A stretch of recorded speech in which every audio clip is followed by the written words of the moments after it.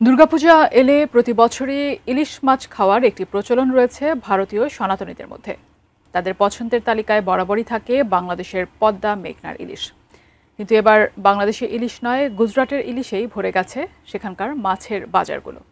সেখানকার ক্রেতারা বাজারে এসে পদ্মার ইলিশ না পেয়ে গুজরাটি নর্মদা আর তাপ্তির ইলিশ দিয়েই দুধের স্বাদ ঘোলে মেটাচ্ছে। বিস্তারিত টেস্ট রিপোর্টে।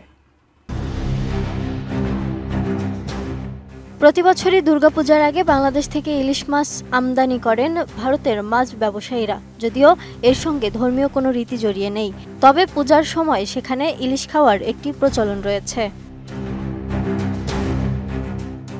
এরই প্রেক্ষিতে ইলিশ মাছ চেয়ে ভারত থেকে প্রতি বছরই চিঠি আসে ঢাকায়। এবারও ব্যতিক্রম নয়। বাংলাদেশের পররাষ্ট্র উপদেষ্টার কাছে সেই চিঠি পাঠিয়েছে West Bengal fish importers association.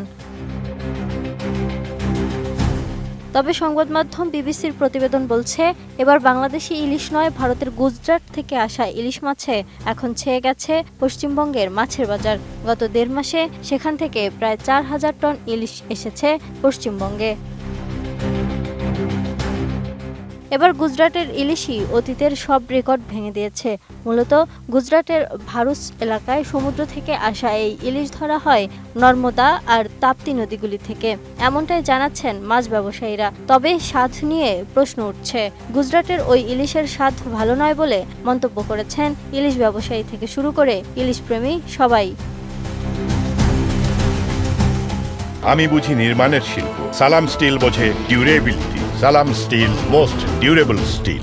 Bangladeshi ইলিশের স্বাদ ও গন্ধ গুজরাট ও ভারুচের ইলিশে পাওয়া যায় না। যদিও স্বাদটা একটু পাওয়া যায়, তবে গন্ধ একেবারেই নেই। মিয়ানমারের ইরাবতীর যে ইলিশ আসে সেটাও অনেকটা এই ভারুচ বা গুজরাটের ইলিশের মতো। পদ্মার ইলিশ সম্পর্কে কলকাতার সিনিয়র সাংবাদিক ও খাবার নিয়ে একাধিক বইয়ের লেখক সুরবেক বিশ্বাস মন্তব্য করেছেন, তিনি ৯০ দশকের জনপ্রিয় চিত্রনায়ক উত্তম কুমারের সাথে পদ্মার ইলিশের সামঞ্জস্য রেখে বলেন, উত্তম কুমারের সঙ্গে কি আর এখনকার কোনো নায়কের তুলনা হয়? ব্যাপারটা অনেকটা সেরকম।